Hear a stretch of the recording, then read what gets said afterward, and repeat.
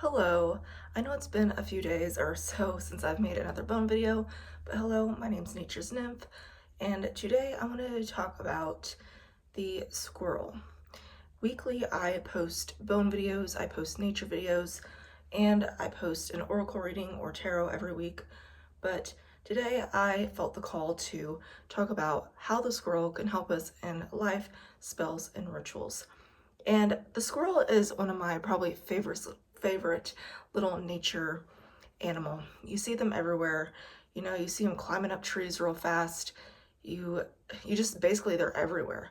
And I want to tell you a few things or so that they can help with in your rituals and spells. So, the first thing that squirrels can help with is abundance. You know how they're always gathering an abundance of things.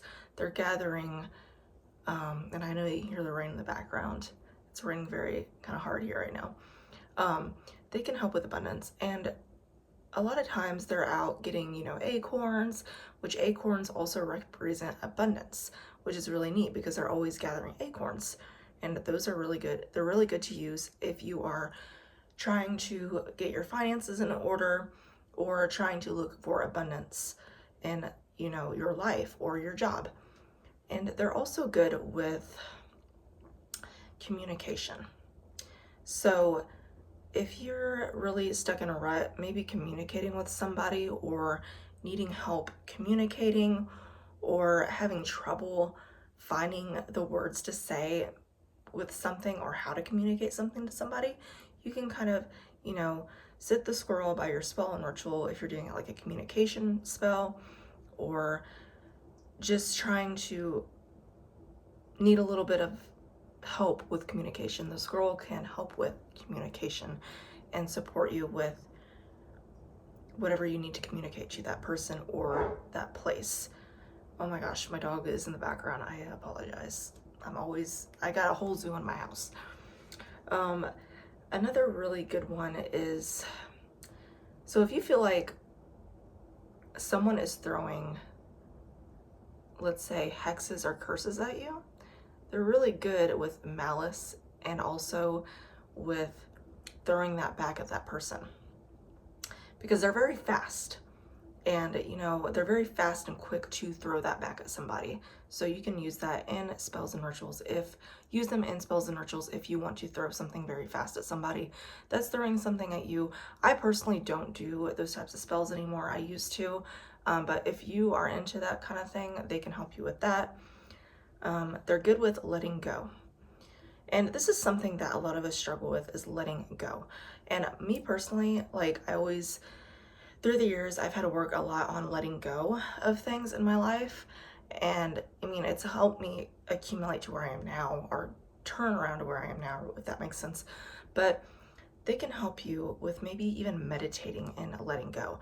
I don't really know. I mean, I'm sure there are spells and rituals out there to help you let go, but the best thing that you can do with letting people go or letting something go is just letting go. You know what I mean? We can do all these spells and rituals and things to help let go, and also the squirrel is wonderful at aiding in that, but it needs to be more of a shadow work type of thing, I feel like, as well. I'm just putting that out there. Like, don't expect all these things to help you let go of something. Use your inner strength and your inner guidance to do so. But yes, the squirrel can also help guide you with that because they're also good with guidance. So like, shadow work guidance, guiding you to let go or guiding you to a new opportunity within your finances. They're very good if you feel like you're in a slump, especially after this Mercury retrograde, because I know that I have been like, ooh, I've had to do a lot of cleansing and a lot of like meditating and just like aligning my chakras. They're very good with helping you find joy again. I feel like squirrels are very joyful creatures, and I feel like they're very misunderstood and they're very not really treated well because they're just everywhere.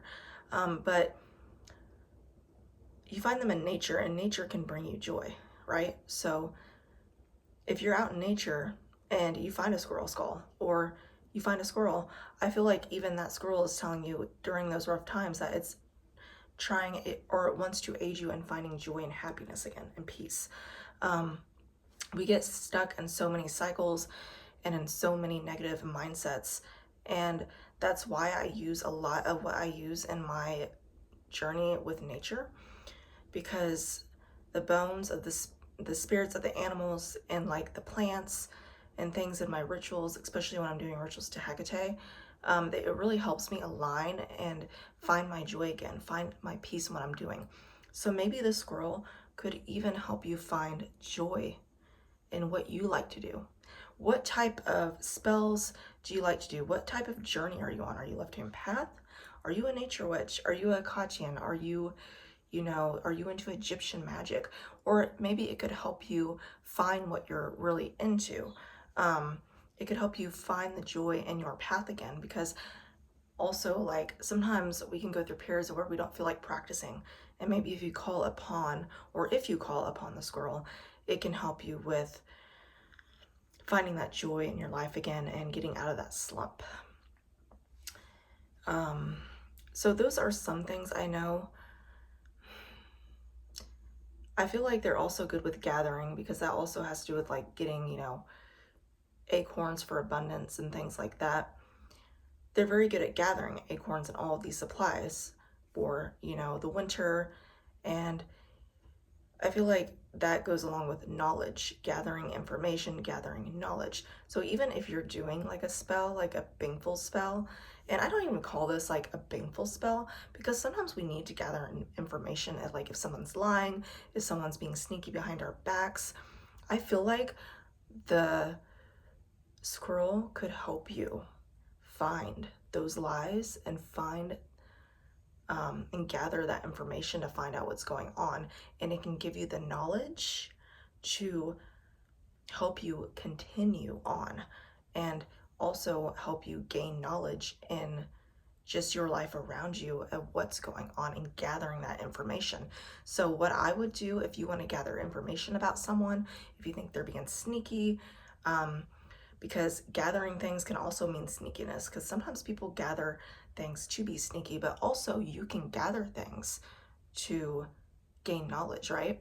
Because I feel like knowledge and gathering can be different things. It can be baneful, it can be good, whatever.